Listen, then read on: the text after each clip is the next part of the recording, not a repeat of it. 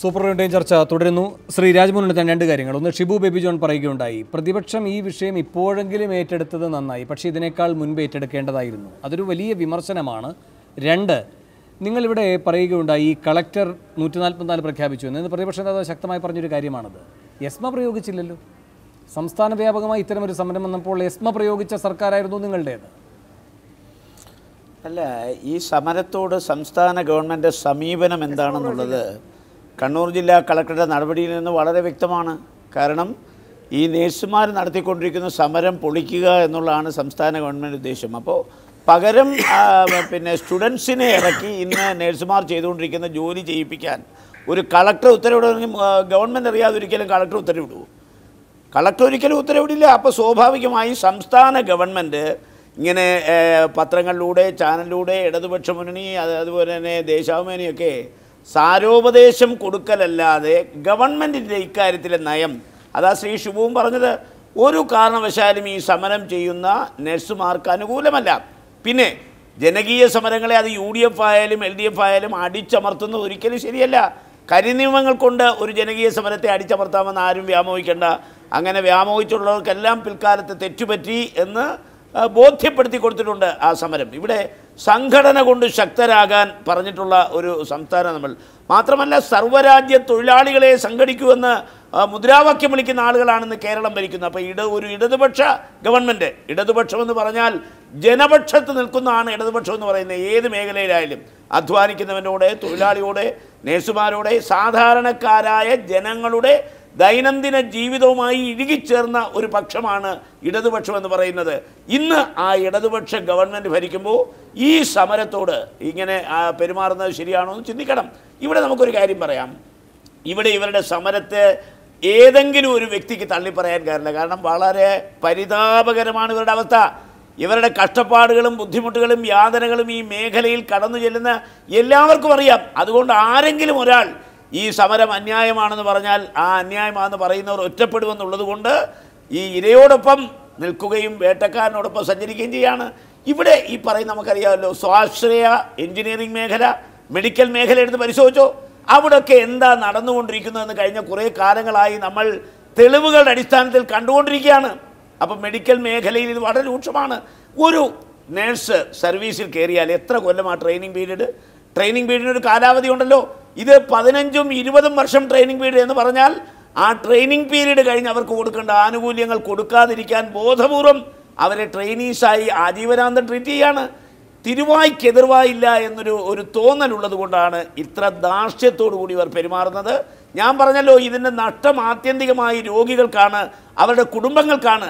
ഇവിടെ നേഴ്സുമാരുടെ ശമ്പളം കൂട്ടിയാലും കൂട്ടിയില്ലെങ്കിലും ഓരോ ദിവസം കഴിയുന്തോറും ബില്ലിൻ്റെ വർധനവ് വന്നുകൊണ്ടിരിക്കുന്നു. അതിൻ്റെ കൂട്ടത്തിൽ ഈ പറയപ്പെടുന്ന രോഗികളുടെ കയ്യിൽ നിന്ന് പിരിച്ചെടുക്കുന്ന പണത്തിൽ നിന്ന് അവരുടെ ന്യായമായ വേതനം കൊടുക്കുന്നതിന് എന്തിനാ ഇത്ര വൈമുഖ്യം കാണിക്കേണ്ട കാര്യം? ശരി, ശ്രീ ജെ ഉദയഭാനു, ഇവിടെ ശ്രീ ഷിബു ബേബി ജോൺ ചൂണ്ടിക്കാട്ടിയ ഒരു ആശങ്ക താങ്കൾക്കുണ്ടോ? അതായത് മുഖ്യമന്ത്രി പറയുകയാണ് ആദ്യ സമരം നിർത്തൂ, പിന്നെ നമുക്ക് ചർച്ചയാകാമെന്ന്. അത് തന്നെ എത്രമാത്രം ഈ കാര്യത്തിലുള്ള നീതി നിഷേധത്തിൻ്റെ സ്വരമാണ്. രണ്ടാമതായി, ഇത്തരമൊരു യോജിപ്പ്, എല്ലാ തർക്കവും പരിഹരിക്കാനുള്ളൊരു നടപടി അദ്ദേഹത്തിൻ്റെ ഭാഗത്തു നിന്നുണ്ടാകില്ല. അദ്ദേഹം ചില കാര്യങ്ങളങ്ങ് ഉത്തരവിടുന്ന പോലെ പറയും, അത് കേൾക്കുക എന്ന ഒരു സാഹചര്യമാകുമോ 20-ാം തീയതി?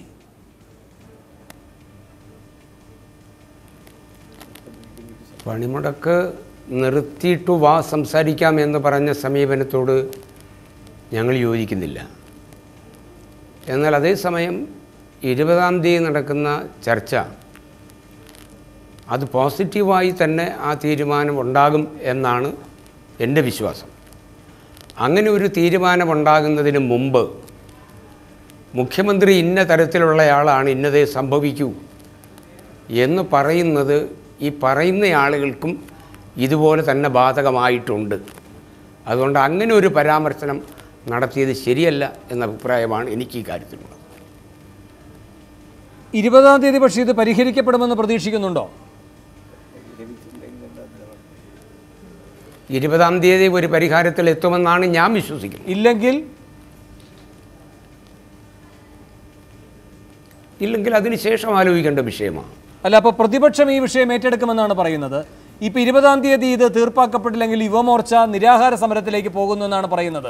നിങ്ങൾ ആർക്കാണ് ആയുധം ഉണ്ടാക്കി കൊടുക്കുന്നത് ഈ സ്വകാര്യ ആശുപത്രികളുടെ താല്പര്യങ്ങൾ സംരക്ഷിച്ചുകൊണ്ട്? സ്വകാര്യ ആശുപത്രികളുടെ താല്പര്യം സംരക്ഷിക്കുന്ന ഒരു നിലപാട് ഇടതുപക്ഷ മുന്നണിയുടെ ഗവൺമെൻറ് സ്വീകരിക്കാൻ പോകുന്നില്ല. തൊഴിലാളി ജീവനക്കാരുടെ താല്പര്യങ്ങൾ സംരക്ഷിക്കുന്നിടത്ത് തന്നെ നിൽക്കും. ഇപ്പോൾ ഗവൺമെൻറ് ഈ കാര്യത്തിൽ ചെയ്യാവുന്നൊരു കാര്യമുണ്ട്. ഏറ്റവും പ്രധാനപ്പെട്ട ഒരു പ്രശ്നമുണ്ട്. ഇപ്പോൾ 20 വർഷം വരെ ട്രെയിനിയായി നിൽക്കുന്ന സ്ഥാപനങ്ങളുണ്ട്. ഇപ്പോൾ മാനേജ്മെൻറ്റ് പ്രതിനിധികൾ സംസാരിക്കുമ്പോൾ ഞങ്ങൾ ന്യായമായ കൂലി കൊടുക്കും എന്ന് പറയുന്നതിൽ വല്ല അർത്ഥമുണ്ടോ? 20 വർഷമായി. അപ്പോൾ അത്തരം കാര്യങ്ങളിൽ ഇപ്പോൾ ഇടതുപക്ഷ മുന്നണി ഗവൺമെൻറ് ഭരിക്കുമ്പോൾ ഈ ട്രെയിനിങ്ങിനെ സംബന്ധിച്ച് അതിനൊരു കാലപരിധി നിശ്ചയിക്കണം. അതിനപ്പുറത്തോട്ട് പോകാൻ പാടില്ല. അതിനൊരു നിയമം വേണം എന്ന് വന്നാൽ അത്തരത്തിലൊരു നിയമം ഉണ്ടാക്കണം. ഉണ്ടാക്കിയേ കഴിയൂ. അതാണ് എനിക്ക് ഈ കാര്യത്തിൽ പറയാനുള്ളത്. ശരി, ഞാൻ ഒരു ഇടവേളയ്ക്ക് കൊടുക്കുകയാണ്. ഇടവേളയ്ക്ക് ശേഷം തിരികെ എത്താം.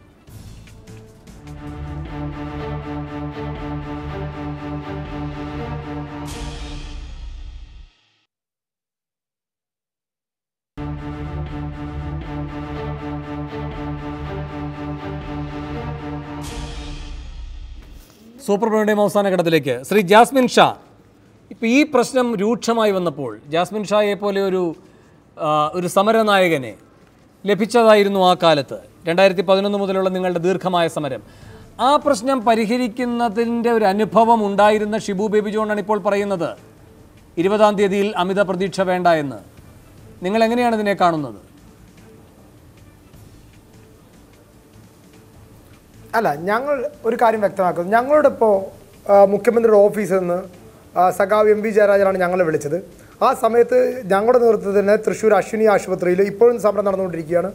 അതുപോലെ തന്നെ ഭാരത് ആശുപത്രി സമരം നടക്കുന്നു. ഞങ്ങളുടെ ഒരാളും സമരം നിർത്തി വെച്ചുകൊണ്ട് ചർച്ചയ്ക്ക് വരണമെന്ന് പറഞ്ഞില്ല.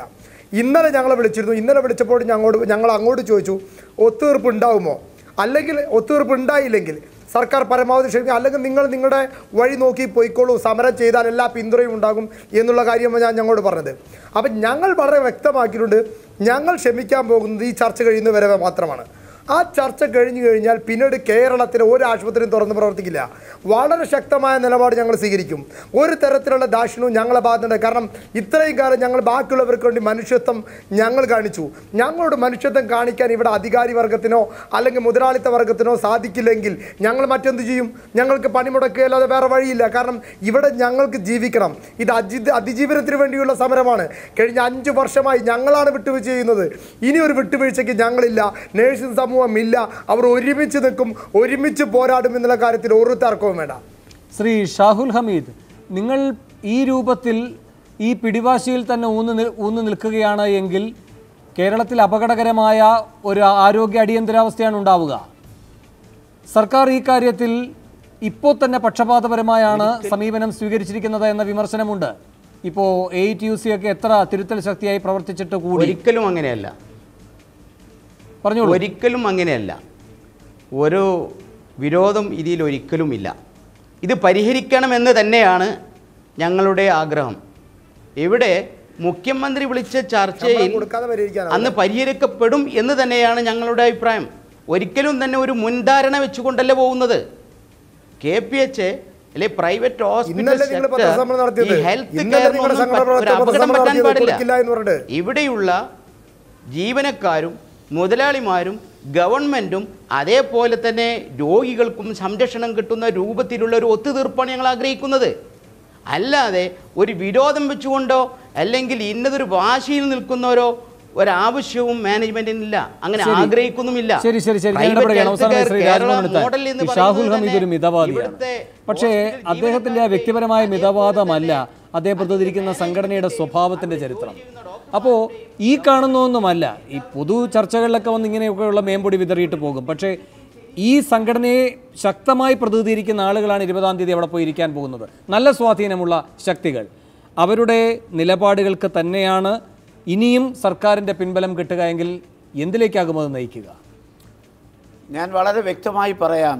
ഈ സമരത്തിൻ്റെ ഗൗരവം കേരളത്തിലെ സ്വകാര്യ ആശുപത്രിയുടെ മാനേജ്മെൻറ്റ് മനസ്സിലാക്കുന്നില്ലെങ്കിൽ കേരള ഗവൺമെൻറ് മനസ്സിലാക്കുന്നെങ്കിൽ ഇതൊരു അനാർക്കിയിലേക്ക് തന്നെ പോകും, അരാജകത്വത്തിലേക്ക് പോകും. സ്റ്റേറ്റിൽ വലിയ രൂക്ഷമായ അരാജകത്വം ഉണ്ടാവും.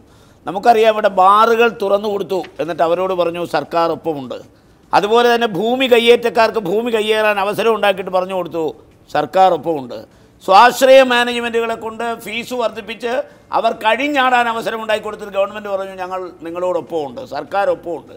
ഇപ്പോൾ ഈ മെഡിക്കൽ മാനേജ്മെൻറ്റിൻ്റെ ഈ പ്രവണതയ്ക്ക് ചൂട്ടുപിടിച്ചുകൊണ്ട് സർക്കാർ ഞങ്ങളോടൊപ്പമുണ്ടെന്ന് പറഞ്ഞ് നിങ്ങളോടൊപ്പം ഉണ്ടെന്നാണ് പിണറായി വിജയൻ പറയാൻ പോകുന്നതെങ്കിൽ കേരളം ഇന്നുവരെ കണ്ട സമരമല്ല ഇനി ആവർത്തിക്കാൻ പോകുന്നത്. ശ്രീ രമേശ് ചെന്നിത്തല അതാണ് അടിവരയിട്ട് പറഞ്ഞത്. 20-ാം തീയതി തീർന്നില്ലെങ്കിൽ ഈ സമരം പ്രതിപക്ഷം ഏറ്റെടുക്കും. പ്രതിപക്ഷം ഏറ്റെടുക്കുമ്പോൾ ഇത് ജനപിന്തുണയുള്ള ഒരു സമരമാണ്, സംഘടിതമായൊരു ശക്തിയുടെ സമരമാണ്. സംഘടിതമായ ശക്തിയുടെ മുമ്പിൽ പിന്നെ ഒരിക്കലും ഒരു പരാജയം വരില്ല. അപ്പോൾ സംഘടിതമായ ശക്തിയുടെ മുമ്പിൽ പരാജയപ്പെടാൻ പോകുന്ന ഗവൺമെൻറ്റും അതുകൊണ്ട് മാനേജ്മെൻറ്റുമാണ്. അതുകൊണ്ട് ദുരഭിമാനം വെടിഞ്ഞ് ഈ ജീവകാരുണ്യപരമായ ഒരു കാര്യമായി കണ്ടുകൊണ്ട് ഈ നഴ്സുമാരുടെ സമരത്തിൽ ഗവൺമെൻറ് ഇലയ്ക്കും മുള്ളിനും ദോഷമില്ലാതെ സുപ്രീം കോടതിയുടെ ഡയറക്റ്റീവ് അനുസരിച്ച് ഇതിന് പരിഹാരം കാണണമെന്നാണ് ഞങ്ങൾ ആവശ്യപ്പെടുന്നത്. വളരെയധികം നന്ദി. ചർച്ചയിൽ പങ്കെടുത്ത എല്ലാവർക്കും. സൂപ്പർ പ്രൈം ടൈം അവസാനിക്കുന്നു.